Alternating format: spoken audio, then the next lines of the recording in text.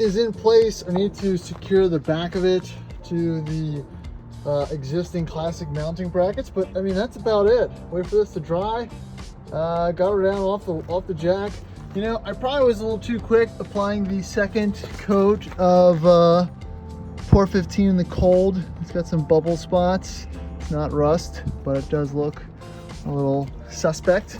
So not mad about it, it's fine. Just, you know, something to think about. Don't be as impatient as I am when it comes to, you know, doing things of this nature. So there's the inside there. I got some more seam sealer to kind of fill it up. I'm sorry, to seal it up, and I want to clean off the rest of this inside panel. But you know, paint it, but it's okay for now. Howdy, welcome back to the channel, and this is just going to be a kind of a quick update in regards to the floors on the 89 Classic. I've been busy. I've had a couple days off. I already took care of the majority of the welding part, so let's kind of see where I'm at, and we'll watch. You know,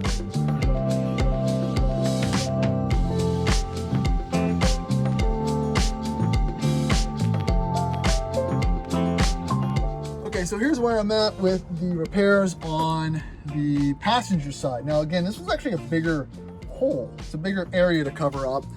So we've got this all welded in place, seam sealed up. It's not as clean, not that the last one was clean, but I think this is, I did a little, I'm not gonna say sloppier of a job, but it's kind of harder to kind of spot weld and seam up that side. It was really had to fab up, you know, cut and bang a bunch of pieces together, so it's not super pretty, but I'm hoping that .4 will kind of gloss over some of those inconsistencies, let's call them. So I've already prepped that side. We'll come around the wheel well. All right, I'll stick it up under there. Yeah, it's not terrible. It's still a gap, but I banged it closed, filled it with seam sealer, so I think it's acceptable for my purposes. I think at this point, I just want to get this project over with. It's not taking too much of my time, but it's just kind of very lengthy, and all I do is get back to square one of a semi-structurally sound truck, which is not any improvement. We're just back up to par. So .4 gonna cover that, coat it all up, and then I want to do the whole back area as well, let her dry, and put the seat back in. I want to wrap this up, so follow along. We're gonna put it in slow motion here, actually fast motion, and hopefully put a bow on this project today.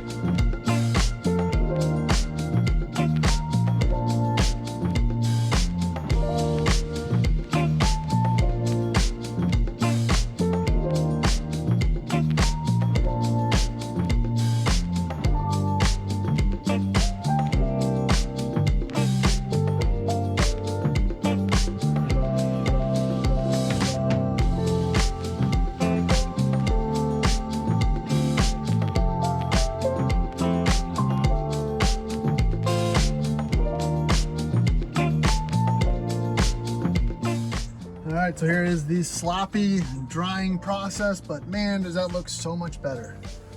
I don't know why. I think the way that .4 goes on, nice and thick, just kind of does it for me from an overall rejuvenation type standpoint. It just, yeah, just feel like things are actually sealed up a little better than they were before. So I'm gonna wait, do another coat. Luckily it's not 10 to 20 degrees anymore. It's probably 30, 40, which is nice. Things might actually have a chance to dry normally, so give that a little time to do its thing. And then we're going to flip the car around and start on the underside of the driver's side, and then hopefully by then we'll be almost done. So this thing's coming along. Look at that. It's like a whole new truck, at least to me, or if you like crappy old Range Rovers.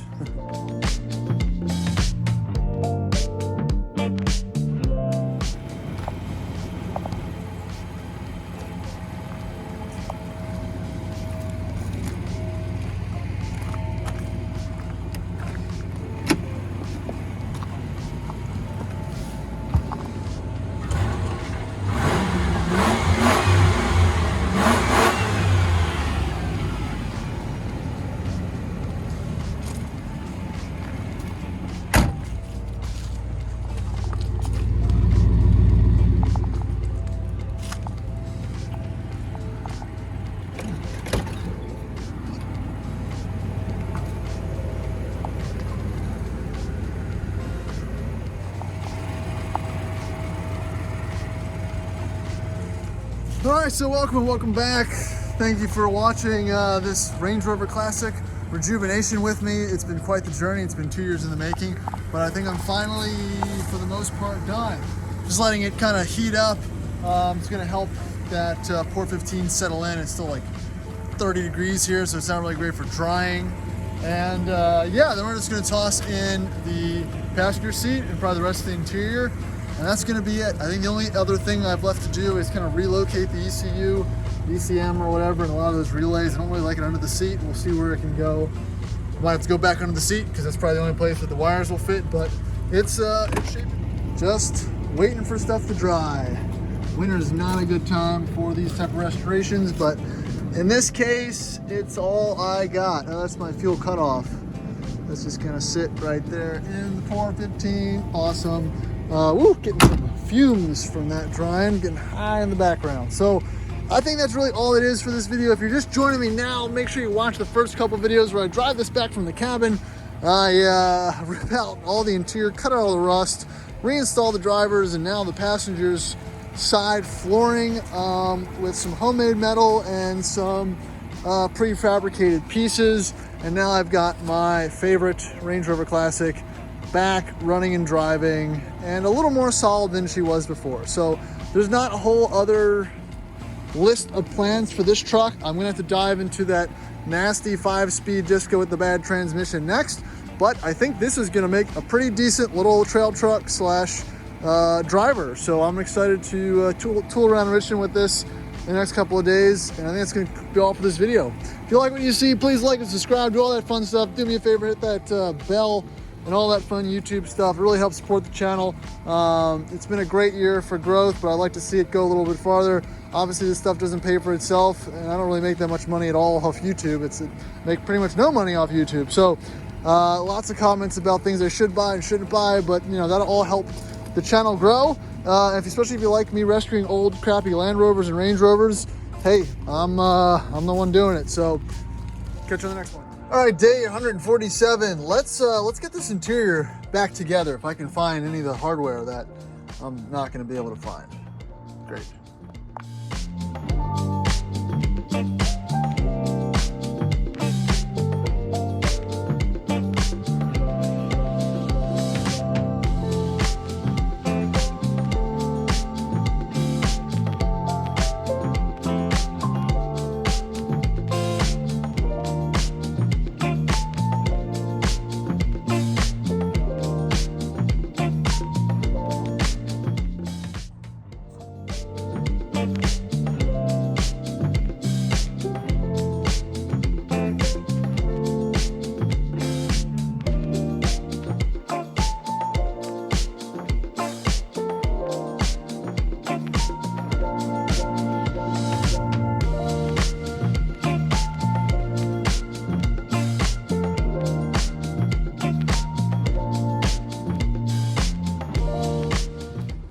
All right, so here is the after. Seats are in, everything's put back. I have my Range Rover Classic mats back in the truck. This seat obviously needs some help, but that's okay. Seat belts don't click in. I installed this probably pretty fake foam, but I think it's pretty neat. Everything else is still kind of in shambles for the most part, but look, I mean, it's got a perfect floor. For the most part, I've got the weather stripping in. All my door handles work. Got the Range Rover Classic rear mats in the back. I'm not installing anything carpeting wise. Also haven't put the back seats in yet. I'm gonna do some things in that area first before I go diving into that section of the thing. So, but needs a good cleaning, but it is a solid running, driving truck now. That's just, I'm pretty happy with how it all turned out.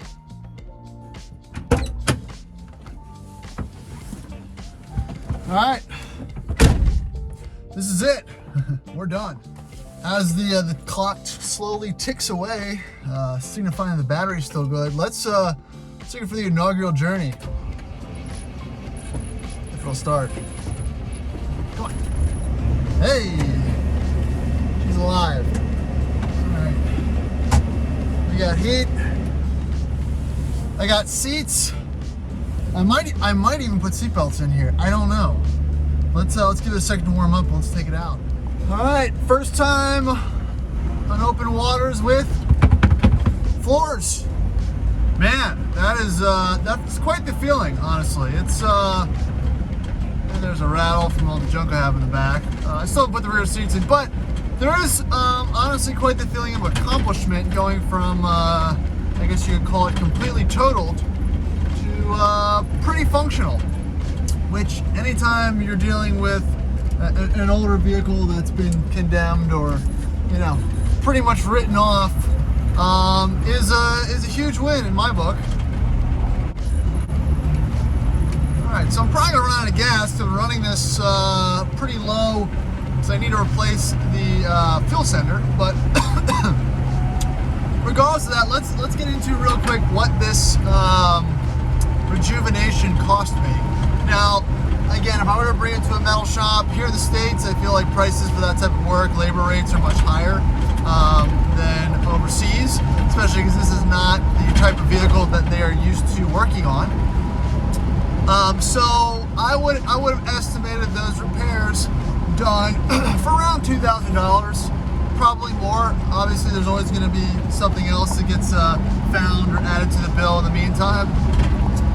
For all the tools that I need to purchase, which again, it was a lot. It wasn't a small feat gathering the necessary equipment, because that's the only way this happens, is having the right tools for the job is extremely important, especially when it comes to any type of fab work, metal work, anything like that. So with the welder, the grinders, the hammers, all the discs and all that, that's probably around $200 to $300 worth of equipment. I bought the little vise. That was probably $150. But again, these are all stuff that I'm going to use forever, so I'm not upset about the purchase. It was just nice to be able to utilize them immediately, I guess. The welder and the welding equipment was around $370. What else? The steel and materials. The 18 gauge steel that I purchased for the floors. Had to do a couple revisions of that. All in all, probably around, I don't know, that's probably around $200, just because I had to buy a couple pieces because I screwed some up. And then I get time, miscellaneous materials, let's call that another $150, plus around 40-50 hours of my time, spread out over a couple months. So we're looking to about $1,000 all in. Not including any type of labor. So, like I said, it was much cheaper than having someone else did it. You get the satisfaction of doing it yourself. And you realize that this stuff is not rocket science. It just takes a little bit of time and commitment, which, you know, as life goes on, I'm running out of. So this was kind of like a feeling of do or die when it came to the repairs here. But now that I'm done, I can start focusing on the actual Range Rover things, like all the mechanical things that I probably have to fix. So again, all I've done is really bring it to par.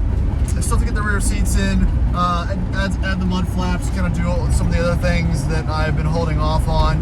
So again, far from over. The project is not complete. There'll be many more videos on this. So just wanted to kind of wrap up this whole video series with a little bit of a conclusion. So that's what I got for now, guys. Thanks for watching. Again, as always, please like, subscribe, do all that awesome stuff. I appreciate all the comments and support over the past couple years. If you like watching this type of content, please check out the rest of my videos. There's literally 400 to 500 of them. So, you know, you can keep yourself entertained for a little while. And yeah, that's it. I'm Troy from Motors. Thanks for watching. I'll catch you in the next video.